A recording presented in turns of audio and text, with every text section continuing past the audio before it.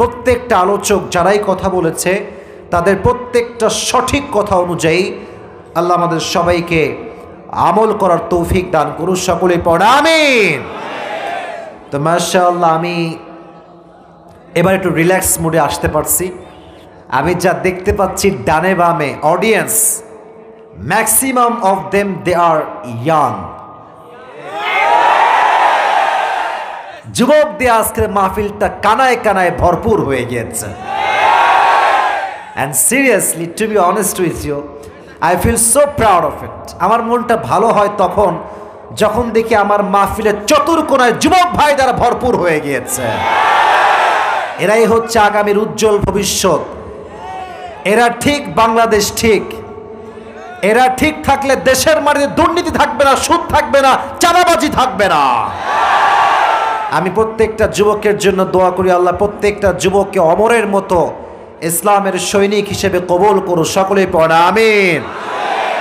তো আমার নওগাঁর মান্দার যুবকেরা, তোমরা কেমন আছো সবাই? আলহামদুলিল্লাহ। আমাকে তোমরা চেনো নাকি সবাই? আমার ভিডিও কখন দেখা হয়েছে এর আগে? তার মানে আপনার সবাইকে চেনেন, তাই না? আচ্ছা, সারা জীবন তো হয়তো ফেসবুকে দেখেছেন, আজকে রিয়েল লাইফে দেখছেন এবং কথাও শুনছেন। মাথায় রাখবেন, এই আমি কথা বলি, লেট মি টক, আমি কথা বলছি। আপনারা যেমন হবেন আমার কথার ধরন তেমন হবে। আমি যত মাহফিলের সুন্দর কথা বলেছি, একটাই কারণ ছিল কমিটি ভালো, পরিবেশ ভালো, শ্রোতা ভালো। আপনারা কি ভালো শ্রোতা হতে চান? বলেন তো আগে, চাই কি চাই না? আমরা কি চাই যে আজকে মান্দার মাটিতে সুন্দর একটা তাফসীর হোক? চাইলে দুটি বিষয় খেয়াল রাখবেন। এক, আমি যখন কথা বলছি phone turn off your phone, phone off রাখেন অথবা এরোপ্লেন মোডে রাখেন। কোনো কলের সাউন্ড আমি শুনতে চাই না। এক। দুই, আমি যখন কোনো কথা জিজ্ঞেস করব, এটা রেসপন্স করতে হবে এমনভাবে যখন এটা ইউটিউবে আপলোড যাবে, মানুষ যখন দেখবে এই ওয়াজটা, ওখানে তো লেখা থাকবে নওগাঁ মান্দার মাহফিল। মানুষ যখন শুনবে, চাই সেটা ঝিনাইদহের হোক, খুলনার হোক, বাগেরহাটের হোক, ঢাকার হোক, যেখানকার অডিয়েন্স এই ভিডিও দেখবে, আপনাদের সাউন্ড শুনলে যেন বুঝতে পারে নওগাঁর মান্দার কেউ কাপুরুষ নয়, সব বীর পুরুষের সন্তানগুলো আমার সামনে বসে আছে।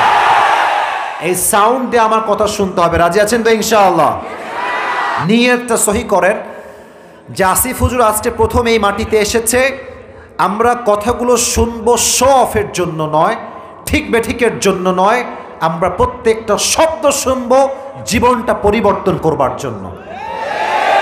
আর আমি অডিয়েন্সে যে সাউন্ড দেখতে পাচ্ছি, আমি কিন্তু বুঝে গেছি যে আমার সামনে কেউ বিড়ালের বাচ্চা না, সব সিংহের বাচ্চাগুলো আমার সামনে আসতে বসে আছে। আমার কোনো টেনশন নেই।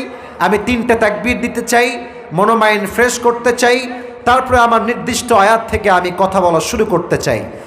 তাকবীর দেওয়ার জন্য গলাটা একটু ফ্রেশ রাখতে হয়, বুঝতে পারছেন? সবাই মিলে দেন একটা গলা, ঠিক আছে সবার? এবার 3টে তাকবীর দিবেন সবাই। এই যে এইটা কি রে বাবা, এত রাগ কেন রে বাবা? এই রাগ করা যাবে না। মেহেরবানি করে be cool and calm down. Cool থাকেন, কুল থাকলে ওয়াজ সুন্দর হবে। সবাই 3টে তাকবীর দিবেন। প্রথম তাকবীর সবাই দেন, লিল্লাহি তাকবীর। সাউন্ড কিন্তু হয় নাই, আমি খুশি হইতে পারি নাই, তাই সেকেন্ড চান্স দিচ্ছি। লিল্লাহি তাকবীর।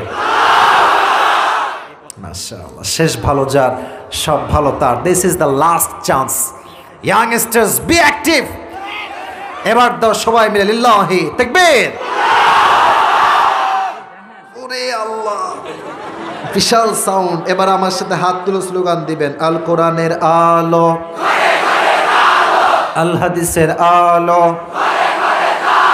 কোরআন হাদিস যেখানে, আলেম ওলামা যেখানে, নওগাঁবাসী যেখানে, আল্লাহ কবুল করুন। সকলে পড়া আমিন।